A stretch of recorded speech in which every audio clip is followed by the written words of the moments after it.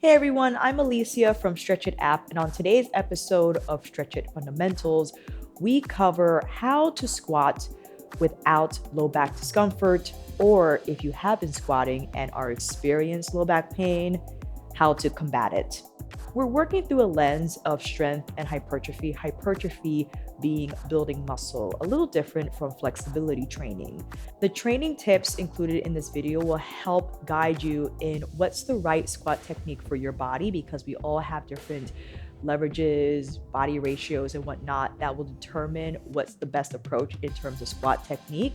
Again, more importantly, if you are experiencing low back discomfort in your squat and you feel that's keeping you from progressing in your squatting, where it be front, back, sumo, hopefully this video will help to navigate those challenges so you can get back to squatting low back pain free. Again, if we're working through a lens of strength and hypertrophy, we want to find the squat position that will work for our anatomy. Everyone has different leverages, short torso, short femurs, long femurs, and those components will determine what approach will be best for you in terms of squat technique.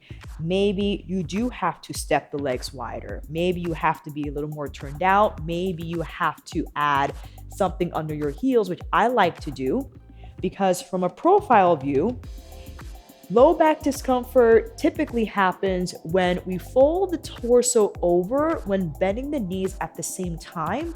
But see how my pelvis is not going very low? Squats are designed to primarily target your quadriceps, your glutes, and also your inner thighs. If you want to target your quadriceps, your knees have to move forward. But I understand, depending on, again, your leverages, you might be limited in how far your knees can go forward if you're limited in your ankle flexibility as well as your hip flexibility, right? Because as soon as your knees move forward in space, then you're able to keep your torso more upright, thus lessening the risk of low back discomfort, especially if you're training with a barbell on your back. This isn't to say that your low back isn't working at all in squats. It indeed is, because your erectors, especially if you're working with a barbell, they're working to keep your torso as erect as possible so you don't fold under the bar, so you're not leaning forward. What happens sometimes, if we're not going down as low, then we compensate by hinging forward. And this turns into more of a squat good morning motion, which I've seen.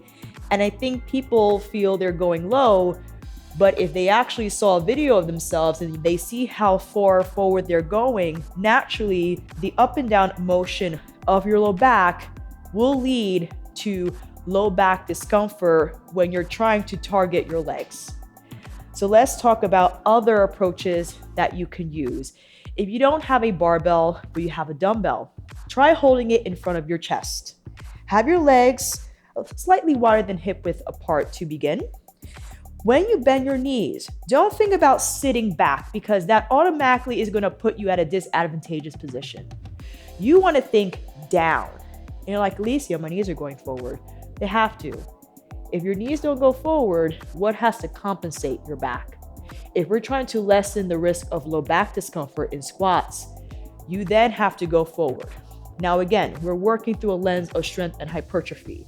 We have encouraged heels to be down from a flexibility standpoint, because this is a different adaptation. This is a different approach where we're leaning forward, we're going forward and back.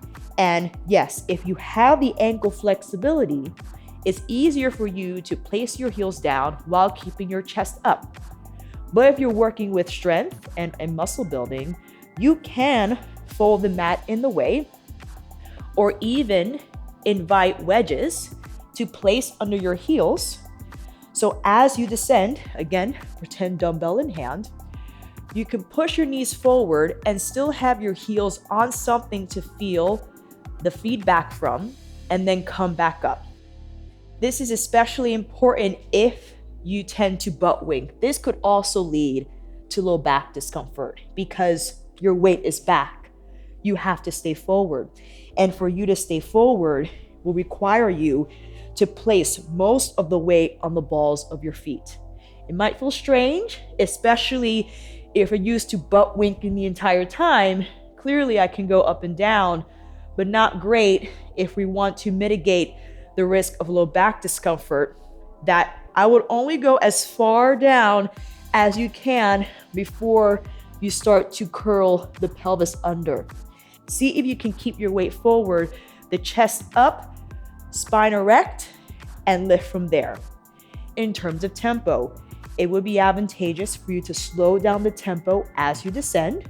Let's do a count of 3. 1, 2, 3. You can even pause here. 1 up, right? If you want to slow down the up just to practice, sure.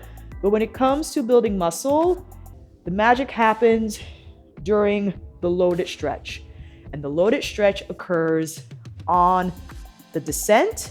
You could come up quickly from there. So let's start again. 1, 2, 3. Again, knees are forward, my heels are lifted, spine is upright, pelvis is not tucked under. You drive up to stand. You'll discover once you practice this technique, I would recommend that you begin with your body weight. Try not to rush in adding load, because adding load will make it tougher for you to feel where your body is in space. The first step, master the technique with your own body weight. Discover what approaches work best for your leverages. A squat technique that works for one body might not necessarily work for yours. You have to experiment. Take your time doing so, because it will be terrible if you spend time on your squats and you see no development in your legs and you end up with low back pain from your squats, right? We want to rely on squats for, yes, total body strength, but also specifically our leg strength. And hopefully these tips will help you find the best squat technique for your body so you can strengthen your legs, build your legs, also strengthen your low back without risk hurting it during the process. If you haven't been squatting but are still experiencing low back pain, you can check out our classes on the Stretch It app. You can find a link down below in the description box. If you want to see more classes like these on YouTube, make sure you like this video and subscribe to our channel.